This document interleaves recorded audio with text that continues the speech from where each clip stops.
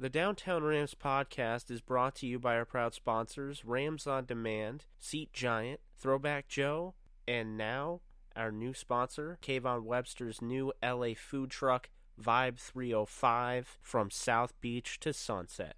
Hashtag catch a vibe. For more information, check out vibe305.com today. Now enjoy the show. Down the middle to the end zone. Whoa. Caught by Brandon Cooks. Shoot your arrows. It's Pitts.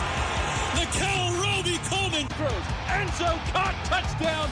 Tyler Higbee. Cooper Kupp plucks it out of the air and gives the Rams the lead. LaMarcus Joyner returns to the lineup with an interception in London. 35-30. Robert Woods, first down 20. 10-5. Touchdown. LA! No, it's Goff who keeps it. And Goff goes crashing into the end zone. Aaron Donald almost beat the football there and comes away with his third sack of the afternoon. Met immediately and sacked. Corey Littleton, have yourself a day. And he gets gobbled up. Savage has to eat it as Michael Brockers picks up the sack. He's decked by Ebukam. Picked off. Marcus Peters. Strutting his stuff. Mark Barron the last 4 weeks has been a Pro Bowler. He picked off Dak Prescott into Seattle territory, into the clear. 30, 20, Farrell Cooper 10. Farrell Cooper at the goal line. Cousins sacked. Ndamukong Suh. Of all the guys, it's the rookie John Franklin Myers who knocks it out of Cousins' right hand. Todd Gurley, 20, 10. Gurley for MVP! Touchdown, LA!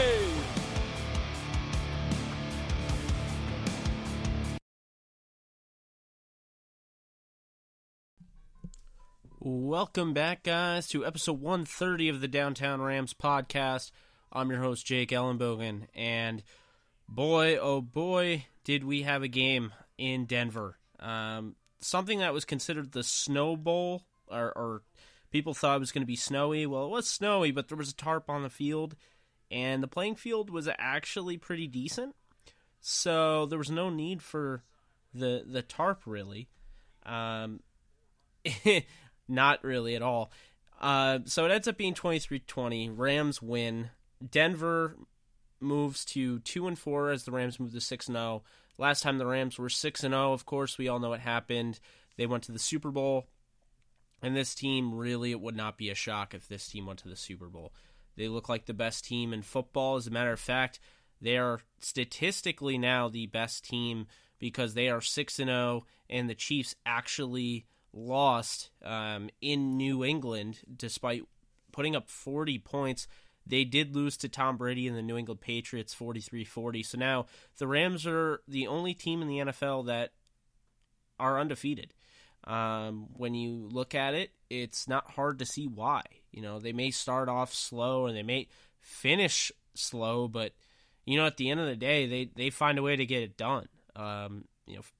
Further proof, Oakland week 1, they start off, it's a 13-10 battle going in the half. They end up beating them. They end up beating them by 20. And then, you know, you look at what they were able to do, Arizona shutting them out. And then, you know, you have to look at the fact that, you know, the Vikings game and the Seahawks game. And so the Rams are now 6-0. They you know, beat the Chargers as well, obviously. And right now, they are on pace to do a lot of crazy things. Things that really just don't get done very often. First and foremost, before we get into anything, please do me a solid. If you like what you hear, be sure to hit that subscribe button and review on iTunes. We're on YouTube as well. We're on Spotify. We're on Google Play Music. We're going to be on Deezer pretty soon. So iHeartRadio as well. Stitcher, if I missed one. I mean, we're on all platforms. So definitely, do us a solid. If you like what you hear, go subscribe and listen, on those platforms, whatever works for you. We're also on the website, downtownrams.com. If you want to find the episode, you go on downtownrams.com right now and you can find it. It is not hard to find. It will be live. It'll be playing right when you enter the website. it's always, live, it's updated, so check that out. And before we get into it, one more thing, the preview and post-game podcast of this upcoming week against the San Francisco 49ers, who are playing on Thursday Night Football right now in Green Bay. That is actually, we have the privilege of our friends over at Rams Talk. They are going to have a dual podcast with us throughout the week, so it's going to be 2 episodes, one on our side, one on their side. They're going to get the post-game. We're going to get the pre-game. So if you guys are wondering where the post-game episode is for Downtown Rams, I'm going to be a part of Rams Talk, and we're going to do a dual podcast. So they'll have they'll have theirs on mine, and then I'll be on theirs. So really looking forward to that. Just trying to do something fun, creative, and they just do such great work, and they're friends of ours. So just definitely happy to have them on. Definitely, Derek and, Norm, they do just such great work there, as well as, the guys from the Rampage pod, or, I think Rams Talk does just a great job. So if you haven't already, go follow them at Talk Rams. They put out great stuff, and you gotta support your mutual friends in Ram media guys. So definitely check them out. Cooper Kupp, he's likely out next week due to the fact that he sprained his MCL. Roger Saffold is day to day. So we will see about that. But next week against the 49ers, I don't think the Rams really want to chance it, in that regard with Cooper Kupp. I think more so, I think you have more of an opportunity to see what Josh Reynolds and Kadarius Hodge are made of against a lesser squad. And I'm not saying the Rams are going to sit down for anybody, but the 49ers are not the greatest football team, albeit they are playing pretty well against Green Bay right now. But this is an opportunity. You're 6-0. This is an opportunity to see what you have in guys like a Josh Reynolds and a Kadarius Hodge. So maybe even JoJo Natson, but that might be pushing it a little bit. So we'll see about that. Cooper Kupp probably dodged a bigger injury. Anytime you get near the sideline, it's a different surface. You can get tripped up. You can there are worrisome things. I don't think I have to remind anyone Sam Bradford on the sideline after he's pushed out by Mike Mitchell. That was a torn ACL, and you never want to see stuff like that near the sideline. It's always scary stuff, and it was a penalty. It's just one of those tough plays. Obviously, Darian Stewart's trying to make a play, but it's a horse collar. It's a penalty, and one thing that I did notice when I was watching that broadcast is Mark Schlereth actually was trying to defend Darian Stewart, and look, I get what he's trying to say, but that has to be a penalty. You can't not call that a penalty. Speaking of which, last week when they didn't call a penalty on Brandon Cooks' helmet injury, apparently this week the Seahawks did again, and they hit Amari Cooper. But that's a little off topic. I just wanted to throw it out there. Anyway, Roger Saffold is day to day. I would expect he plays. Sean McVay is pretty certain Brockers, Longacre, and Saffold aren't going to miss time. They were all shaken up in this game. Longacre, I swear, is the player that you don't see get hurt on the field, but then after the fact, he comes back with a back injury or shoulder injury, just somebody that I guess plays through it. And then Ogbonnaya Okoronkwo very intriguingly tweeted out those 6 weeks were long, and to me, I take it as he's probably back at practice, but he's probably almost ready. We'll see, but I would have to imagine he's going to be ready to go pretty soon. The Rams have 3 weeks now to decide what they want to do with him. They can either IR him, which I think would be a mistake, or they can roster him. or they could cut him, which wouldn't make any sense. So if the Rams don't deem him NFL roster worthy at this point because he's so far behind the 8 ball, then I mean, it's no doubt they're going to IR him. But, if they do, then he's definitely going to get a roster spot, and it'd be hard. I mean, the first guy I would think of is Tanzel Smart to have to cut for him. Maybe even one of the surplus of running backs, Justin Davis.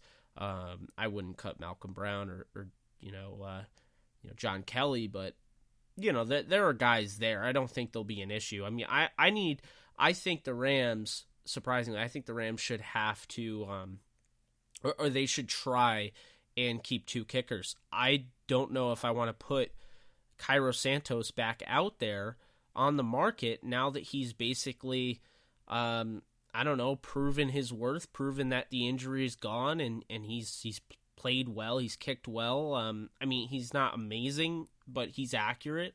He doesn't have the greatest leg, but again, he's accurate, and it's hard to find kickers on the free agency market, and the way Greg Zuerlein keeps getting hurt, I mean, you have to wonder, can you just continue to do this? If Zuerlein gets hurt again, I mean, this is a playoff team, this is a Super Bowl team, and not having a clutch kicker in your hands, I mean, that could hurt. So, we'll definitely see with that. But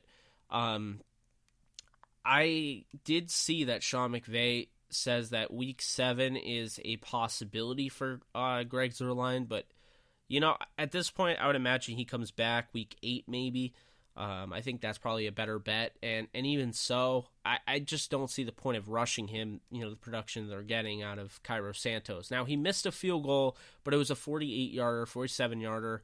Obviously, he has to hit that, but, I think he's healthy again. The issue was he wasn't healthy, and he was in Kansas City, and Harrison Butker emerged, and he's one of the better kickers in the league now, so he doesn't have the long-distance leg, and that's obviously what the Rams are missing. But, I'll take reliable, and the best ability is availability. And that is not to say I'm cutting Greg Zuerlein before, and adding Cairo Santos permanently. But that's just to say I might want to keep 2 kickers instead of having some, a reserve defensive tackle that doesn't even, get on the field or play at all. So, that's just my take on that, and I hope Okoronkwo comes back because I'm not really a huge fan. I'll just say this: I'm not really a huge fan of the pass rush.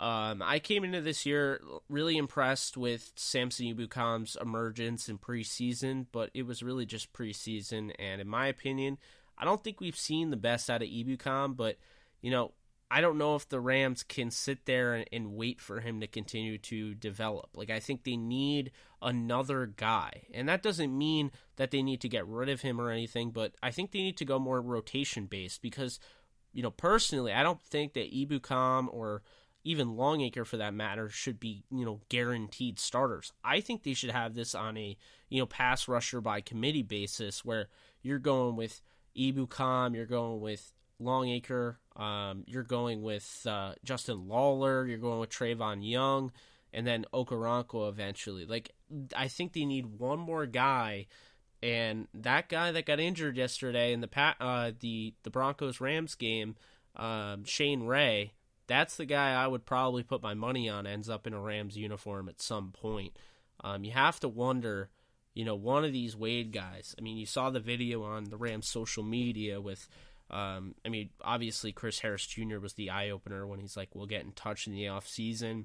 Derek Wolfe, and obviously Von Miller, but the Rams aren't getting Von Miller. That's not happening. But the Rams could get a Derek Wolfe, or they could get, a Shane Ray. I think Derek Wolfe is extended, but Shane Ray makes a lot of sense. He is a free agent after this year, as well as Shaq Barrett. So, just that Denver connection, I can't imagine that the Rams don't, try and grab anybody from there. So that's something to keep in mind. Just wasn't thoroughly impressed with the pass rush. I think the Rams are more of an interior rush team, and that's the crazy thing. I know that's what the league's turning into. And it's not surprising because they have Sue, they have Donald, they have Brockers, they have John Franklin Myers. And Morgan Fox would be huge this year, but he's out. But I do think that the Rams do need an edge presence, and furthermore, it doesn't have to be a guy that's going to be a dominant, edge rusher. I want an edge defender, and the way I look at it is you need a guy that's going to be able to set the edge.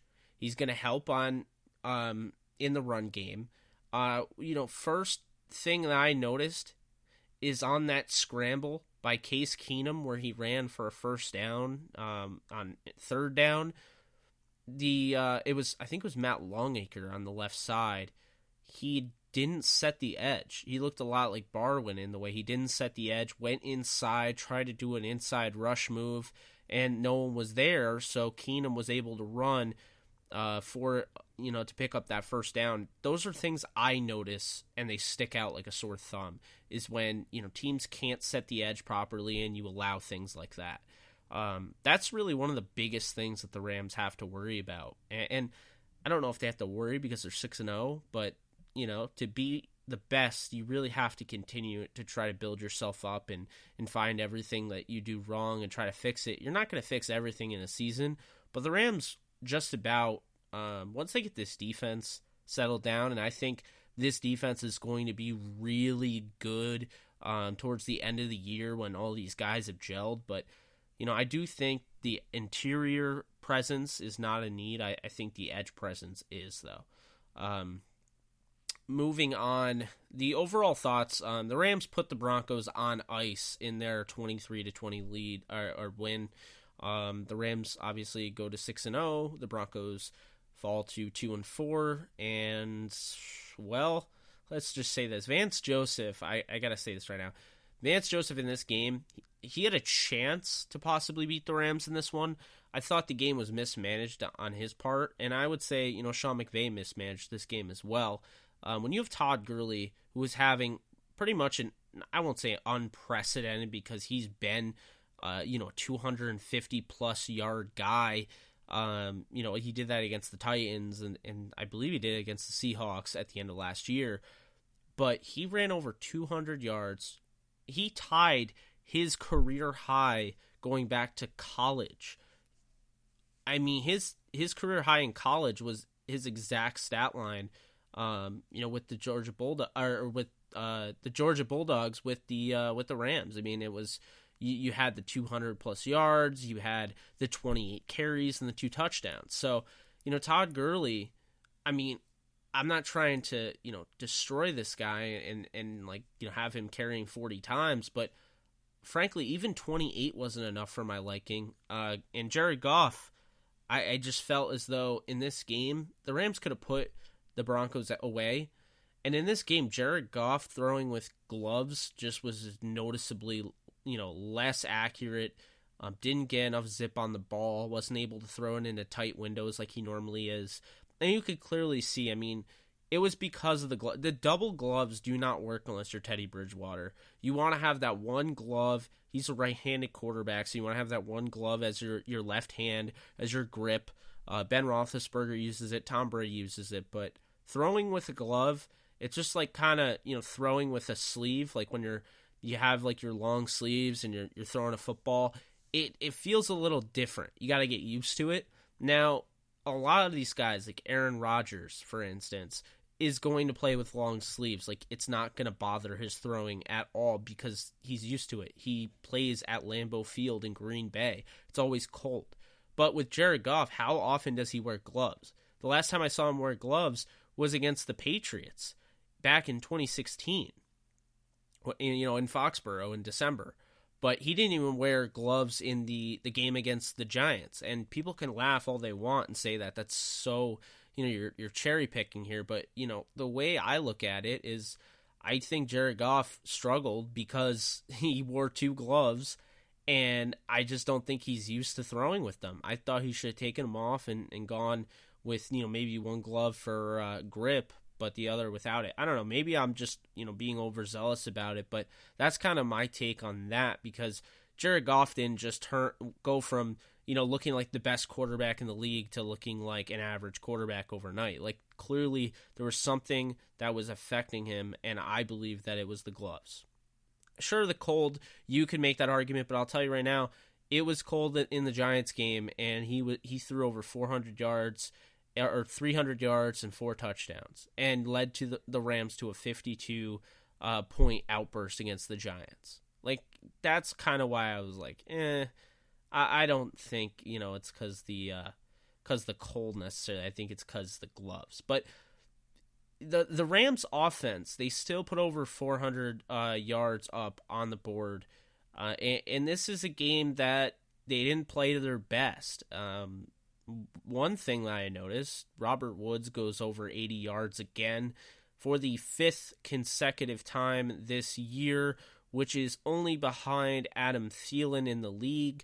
The former, quotes, needed overpaid wide receiver, because, man, I was talking up Robert Woods from the get-go.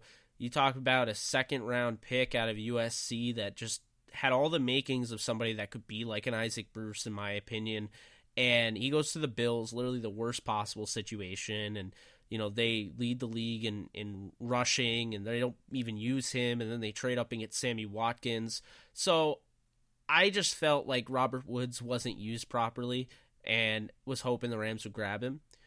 He's 24 years old. The Rams sign him. $8 million per year. He's overpaid for some reason, even though that's great market value for a good receiver.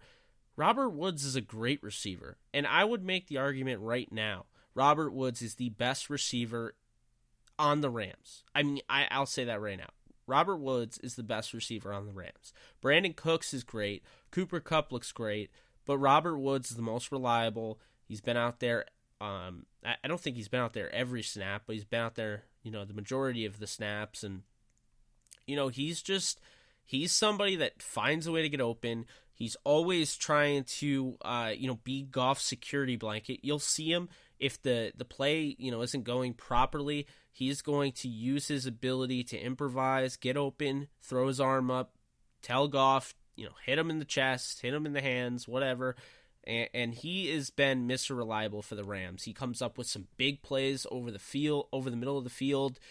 He can make all the catches. He's a great route runner. He's a great blocker. Robert Woods is so perfect for this offense. I can't stress it enough. And he's the best receiver on this team.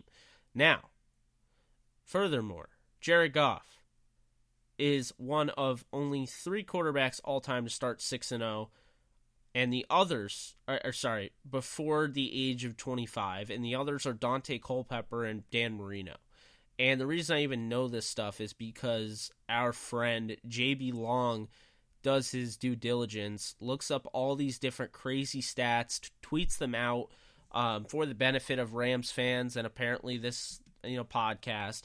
And I'm just so thoroughly impressed with how much work he puts in. So I like giving him a shout out and spreading his knowledge. So this is kind of a big deal. I mean, there's only been 3 quarterbacks in the history of the game that have gotten to 6-0 starts with their team before the age of 25. Notice you don't see an Aaron Rodgers, Dan Marino. Obviously Aaron Rodgers because he was backing up Brett Favre and sitting, but you don't see Tom Brady. You don't see a Luck. You don't see like top-notch prospects or anything like that. Well, the funny thing is you do. Dan Marino and obviously Dante Culpepper is very good. Dan Marino is one of the greatest quarterbacks of all time. But Jared Goff joins that exclusive list. That was pretty big. One I saw from Robert Mays of The Ringer on Twitter. Todd Gurley is currently on pace for 2,320 yards from scrimmage and 29 total touchdowns, guys. The only guy to have done this since the merger is LaDainian Tomlinson back in 2006. That's insane. Todd Gurley last year was snubbed out of MVP. He was. And why? Because he's not a quarterback in a quarterback-driven league. But let me tell you this. Todd Gurley is the Rams MVP. He's the most valuable player. Joe Curley has said this on the show. Aaron Donald might be the best player on the Rams, but Todd Gurley's the most valuable. Todd Gurley, even if Jared Goff's having a bad game, which I will say he did against Denver, Todd Gurley carried the Rams. Look at those runs. 28 carries for over 200 yards? 2 touchdowns? Really? He has 11 touchdowns, guys. He has 11 touchdowns going into week 7. Sean Alexander, the year he won the MVP, I believe it was in 2006. Sean Alexander had 12 touchdowns at that point. Todd Gurley is the best. I mean, he is the best running back in the league. He's doing things that just aren't done very often. And he's up there with the likes of Sean Alexander's and LaDainian Tomlinson's, and here he's breaking the Marshall Faulk record, and Steven Jackson and Eric Dickerson. Like, he is going. I mean, when he retires, he could end up being the. I won't say he's the greatest Rams running back ever, but he could end up being in the conversation. He's special. He's a special talent. You watch him run. Clearly that one season he had was a fluke, but he's definitely a special talent. Now, Todd Gurley also has a touchdown streak of 9 games, which is crazy because Marshawn Lynch and Arian Foster back in the day had a touchdown streak of 11 games. And I'd be shocked if Todd Gurley has a game where he doesn't have a touchdown. He just doesn't look like he's going to be that type of, he doesn't look like he's going to have that type of an issue. So that's kind of my take in that regard. Overall takeaways from this game. I thought the Rams played well. I thought that the score didn't indicate what the game really was. It was a 20-3 game with, the Broncos got going after kind of a freak ricochet of a ball where Goff threw it to Josh Reynolds and it batted off of someone's hand and then it batted off his helmet and into someone else's arms, something like that. So it was kind of, I don't know, I felt like it was kind of a fluke. But with that being said, I just feel like the Rams did play well. They were up 20-3 at one point, and they still got the job done. And this is the second straight week in a row where they went to a hostile environment that had the elements. And you talk about Seattle, the cold, and you talk about Denver, the altitude and the cold. And the Rams won both games, and they won this game more than the Seahawks game because they won this game by 3, and the Seahawks they won by 2. But the Rams, they looked better in this game. The offensive line, they gave up 5 sacks, but the hilarious thing about this is that you could hear, you could hear the announcer saying, "Well, the Denver Broncos, the Denver Broncos pass rushers, they've done it all today, haven't they?" And they're like, basically saying the Rams need to get going. It's like, it goes to show you kind of, the sacks aren't really the biggest thing. You saw the sack that, you saw a bunch of sacks that, what's-his-face had, Bradley Chubb. And to be completely honest with you, Bradley Chubb looked good. But, what was the key in getting that one sack Bradley Chubb had where he beat Whitworth after, I think it was like 5 seconds? There was pressure up the middle by Derek Wolfe and Pecco, which pushed Jared Goff into, up in the pocket, and he gets sacked by Bradley Chubb. There you go. That's what Aaron Donald and Ndamukong Suh and Michael Brockers have been doing. They've been getting pressures, and that is exactly why, going back to my earlier point, there hasn't been an edge guy to finish the job. The Rams, I believe, had 2 sacks, one with Aaron Donald and one with LaMarcus Joyner, in which he actually pulled off a spin move on Devontae Booker. Because, let's be real here, Devontae Booker's not really good at all in pass protection. But that just goes to show you, one quick thing I just wanted to throw out there. Another thing, Austin Blythe, just week after week after week, just continues to look like the best candidate on the Rams for most improved player. He is so impressive to me. Just such a phenomenal blocker. And it kind of came out of nowhere, but you also have to keep in mind, Aaron Cromer is a genius. So this shouldn't really come as a complete shock because everywhere he goes, kind of like Wade Phillips, that everywhere he went, teams went to the playoffs the first year. And, Aaron Cromer, where he goes, it's like offensive lines, succeed, and he knows how to develop. I think guys like Joe Noteboom are in really good spots when you have a guy like Aaron Cromer as your offensive line coach. I definitely think that is going to be the equalizer because the Rams have had such a hard time over the years putting together an offensive line, and now they have one of the better offensive lines in football. So it's pretty crazy in that regard. Another guy, Corey Littleton. He's been all over the field. Corey Littleton is exactly what I expected.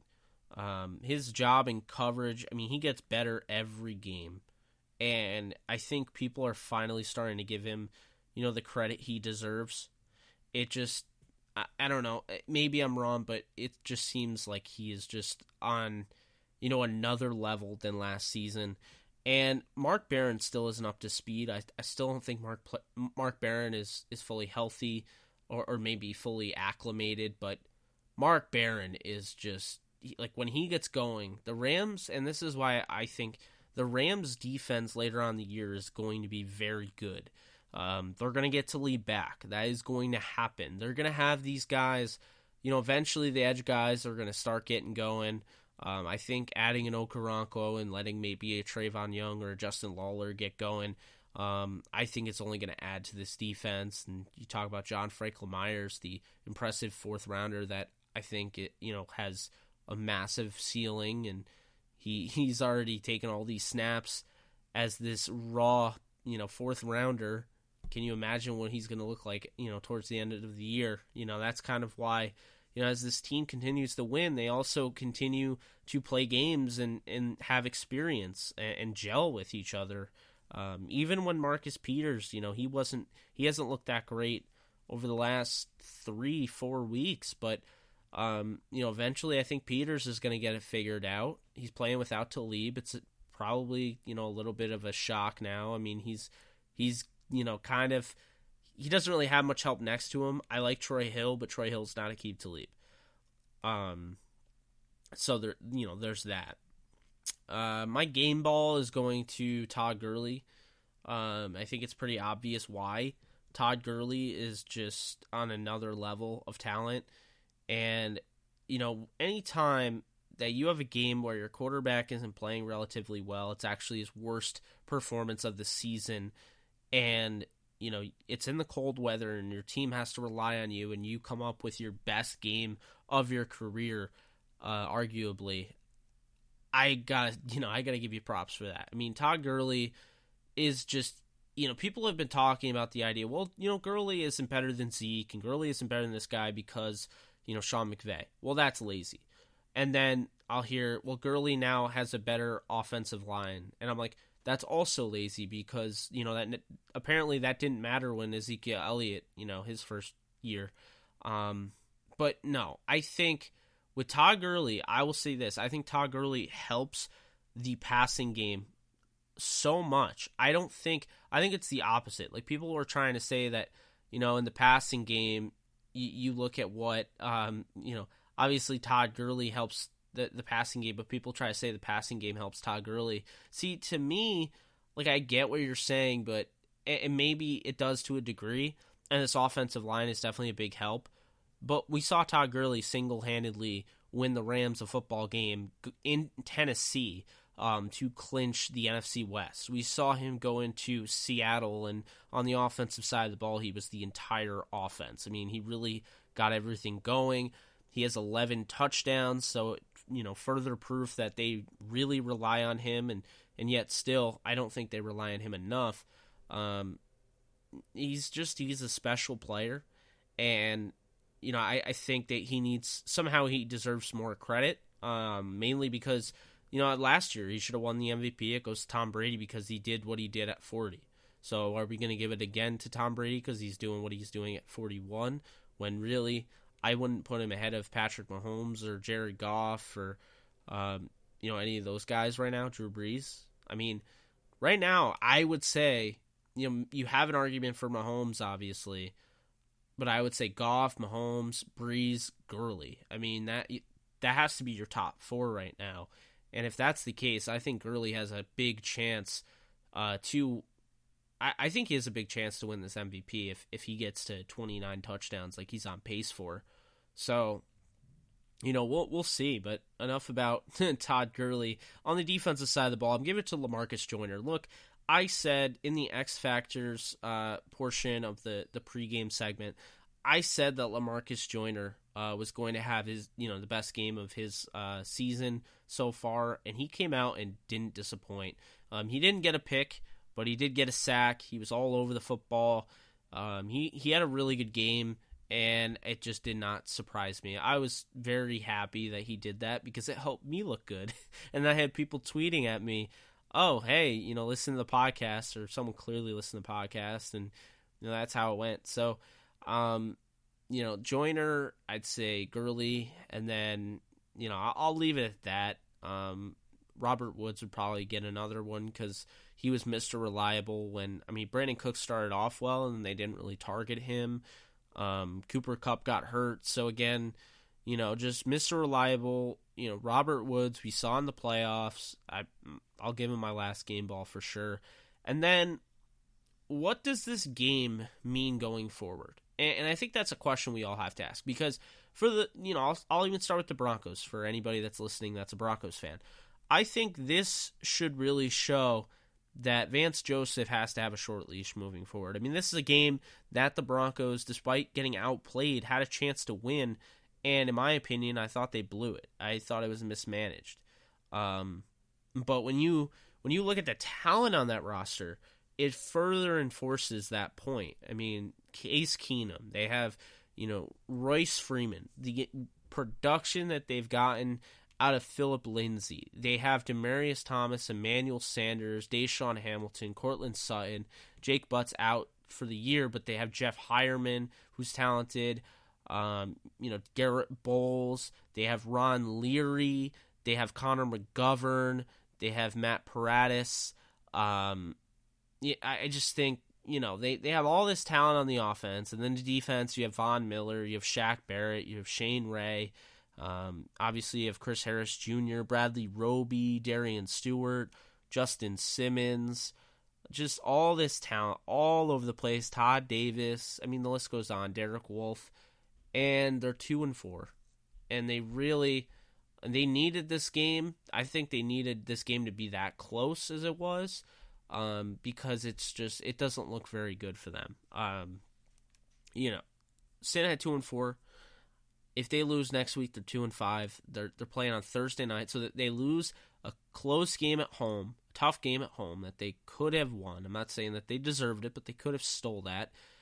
And they lose that game, and now they have to go on a short week and play Arizona on Thursday Night Football. And I got news for you. Arizona competed against the Vikings, and the Vikings are a lot better than the Broncos. I'm going to say that I think the Cardinals can win that football game. I think Josh Rosen is going to get better every week, and I think he can definitely help that team. I would say the Broncos following this game, this means that they are in, I would say they're in panic mode. They start off 2-0. Now they lost 4 straight. It's not good. So they're in panic mode. The Rams, what this game means for them is, look, they're getting their close wins they're getting out of the way. I think this weekend, you're seeing the 49ers right now on Thursday Night Football really take it to the Packers in Green Bay without Garoppolo. And I'll say this, CJ Beathard I'm not saying he's looked better than Garoppolo, but I felt like Garoppolo was more conservative than Beathard. Beathard just seems to me like, I'm going to use the word that I can't stand that, mainstream media calls NFL players, but he's literally a gamer. Like, this guy is diving all over the field trying to make a play.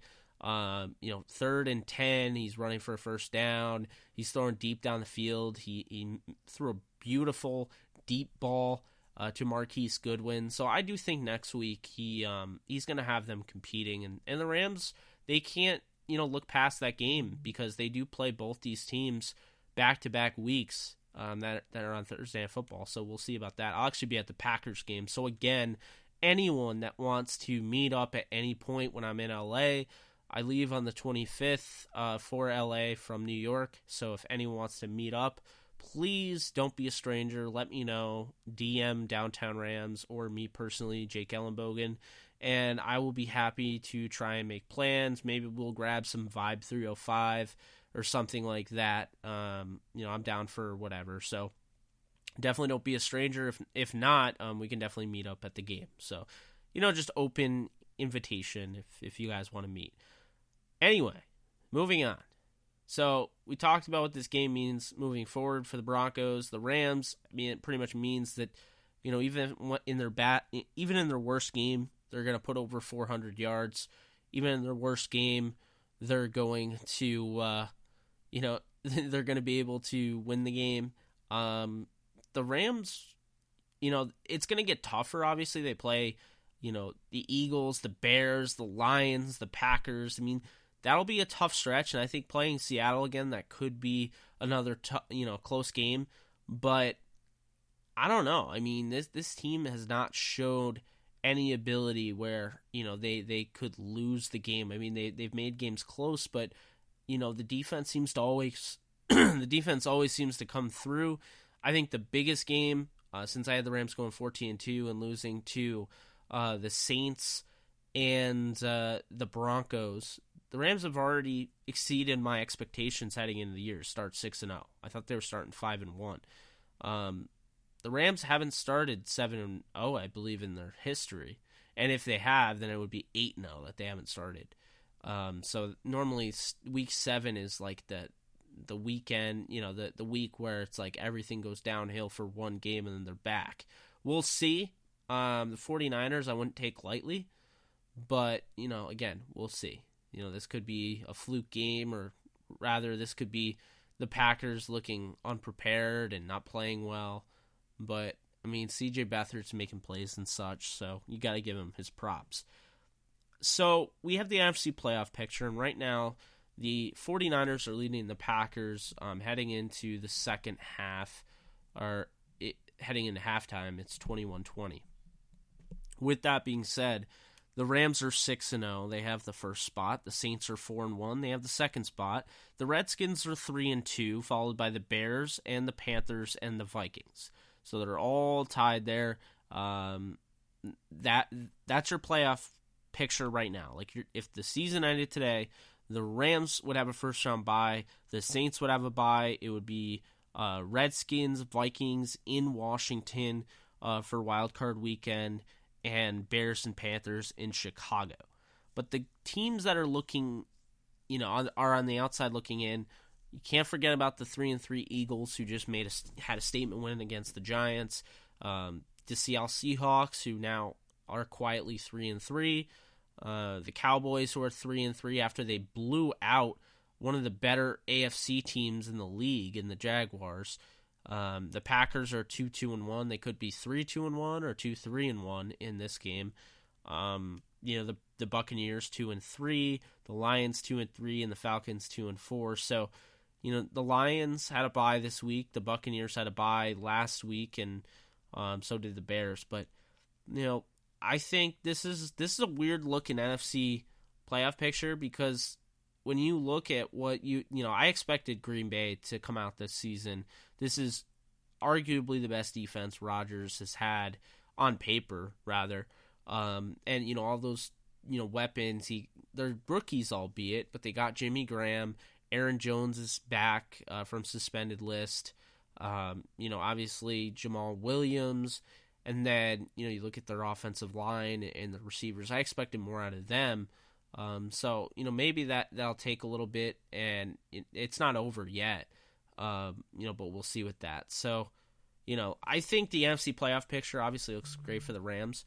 I think the Saints are probably the team to watch. If the Rams do lose a game, the Saints are going to be right there, breathing down the Rams' neck. So, we'll see with that. But, I think Rams are in good position right now, and we'll see moving forward. And top 5 in point differential, I have to throw out there, because I think this speaks volume. The Rams are number 1 with 78 in point differential. So, Rams, 78. Ravens, 76. Bears and Chiefs are tied at 43, and the Saints are 40th. And that's your top 5. So, the Rams have 38 more points, a point differential, than the 5th team in the Saints. I mean, that's a lot. So, as bad as this Rams defense has been, like many people are saying, they're still getting the job done, and they're still scoring a ton of points. And this week, unfortunately, that streak of 30-plus point games came to an end, but it was a good 5 weeks, and this week they probably could have had it. They did blow that, but 23-20 is still a win. We'll take it how we get it, and I think this Rams team is. I know they've played some pretty bad teams, and the meat of the schedule's coming, but there's no reason to think that this Rams team isn't for real. The offense just isn't. You don't just have an offense like that. So we'll definitely see. These guys will be tested. Green Bay will be a test. I think the Saints are the biggest test. The Eagles on Sunday Night Football. The Chiefs. So on Monday Night Football in Mexico. I mean, man, I think the only other game I had them losing was the Saints game. So we'll see. But I think, obviously if you're a Rams fan, there's a lot to be happy about and look forward to. This is a really good football team. It's sound. It has great coaching. The offensive line is now probably the best I've ever seen a Rams offensive line look. I mean, that's, because I didn't really watch Eric Dickerson since I wasn't alive, but this is probably the best offensive line, again, that I've seen in a while, especially for the Rams. So, we'll definitely, we'll see how this whole thing goes, but, I think the sky's the limit for this team. I think they can shatter records, and, if it's not 3K, if it's not 3K for, or 3 for 1K with the 3 receivers going over 1,000 yards like I predicted going in the season, Todd Gurley is going to do some crazy things. I still think Todd Gurley is going to do some crazy things, and I still think that this offense can improve, and that's the scariest, aspect of all of this. And Goff is still going to be able to take off those gloves. Goff will not have those gloves next week, and he will not look anything like he did this past week. So I'm looking forward to that. But that's just about going to wrap this show up. I appreciate everyone who tuned in during the live show. If you're listening and it's not live, I appreciate you tuning in as well. If you haven't already, please do me a favor, do me a solid, and check out the iTunes page, the podcast page for the Downtown Rams podcast, and review and subscribe. If you subscribe, you're going to get the podcast on your phone without even doing anything. It's going to download automatically, so you have it right there. You'll be alerted when new podcasts come and all of that.